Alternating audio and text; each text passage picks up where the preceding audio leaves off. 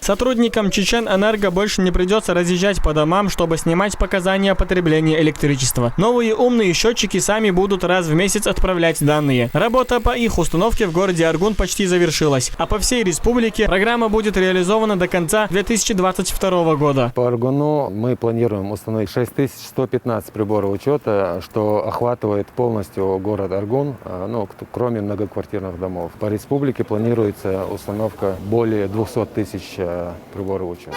Улучшится точность показаний, удастся снизить потери в энергосетях. Потребитель будет видеть все на отдельном устройстве. Это пульт, на дисплее которого будет отображаться количество потребленной электроэнергии. Контролерам не нужно будет обходить данных абонентов. Данные показания будут в определенный день подаваться на ПО верхнего уровня. Представители Чеченэнерго будут видеть данные показания, передавать их в сбыт. Абоненту данные пульты нужны только для сверки. То есть показания будут приходить в платеж. В платежку будут приходить уже показания, которые абонент может сверить на своем пульте, который ему выдают. Замена счетчиков бесплатная. Сотрудники Чеченэнерго объясняют простым потребителям, в чем их преимущество и как обращаться с новым устройством. Счетчик старый счетчик по новым счетчикам. Подробно объяснить